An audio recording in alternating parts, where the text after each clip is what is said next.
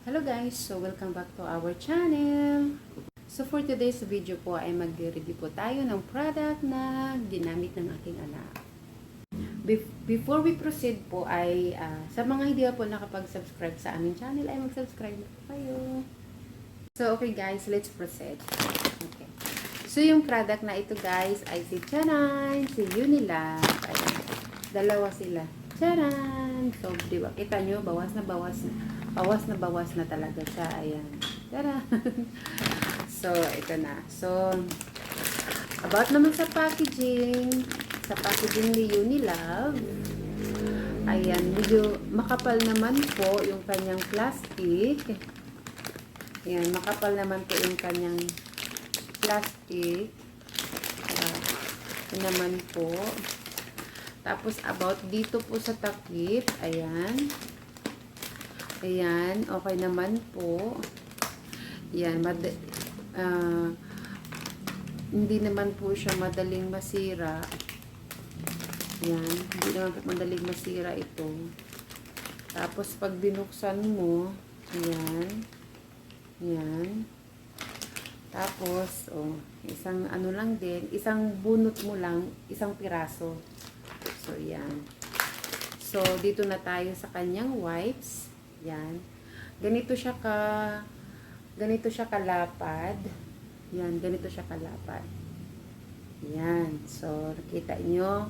So, ganito siya kalapad. Tapos, na-stretch din naman siya. Ganyan. Ganito lang siya. Hanggang dito lang siya. Yan. Tapos, dito tayo. So, dito guys. Dito. Ayan. Ayan, ayan, nakita niyo may tumutulo siya na tubig. So, goods po si Unilab. Goods po si Unilab. Mura na siya. And then, good quality pa siya. So, si Unilab ay hypoallergenic po siya. And then, alcohol-free. And then, paraben-free with aloe and vitamin E. So, kaya ito yung pinili ko na wipes kasi mabango siya. Mabango siya, parang powder scent yung kanyang amoy. I-correct nyo lang po ako kung mali po. Yan, mag-comment lang kayo dyan sa comment section ko. Kung tama ba yung naamoy ko, powder scent ba to? So, ito naman,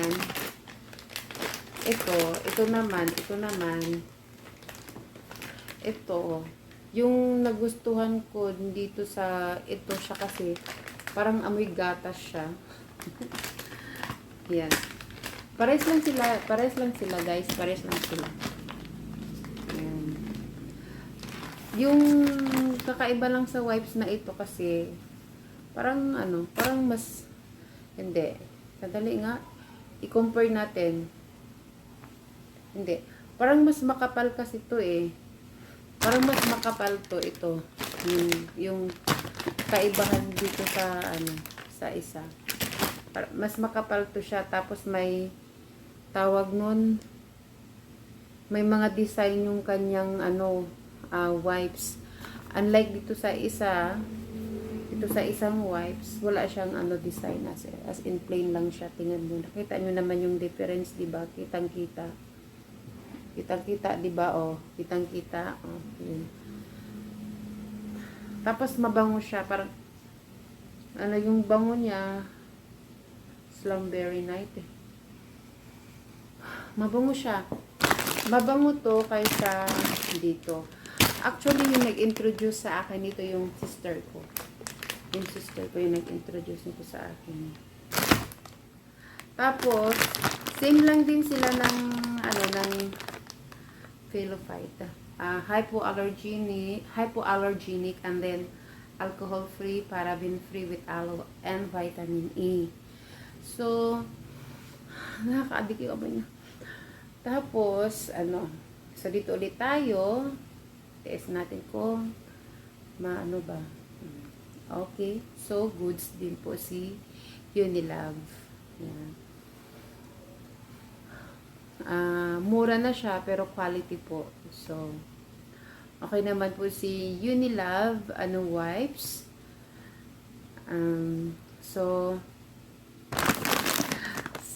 kung i-rate po natin yung wipes, ito, sa 10 out of 10 siya, out of 10. 10 siya para sa akin.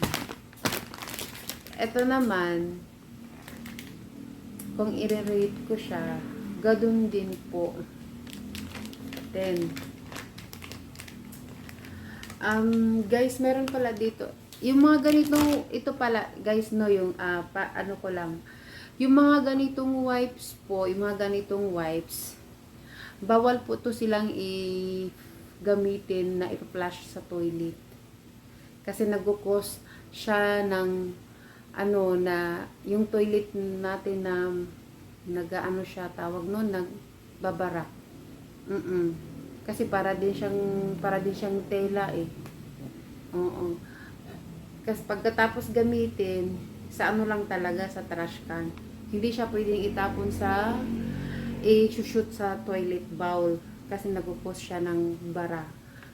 Tapos, ayun, hanggang sa mapuno ng mapuno. So, maano na, hindi na magpa-flush yung toilet. Masisira na yung, basta masisira na. Yun.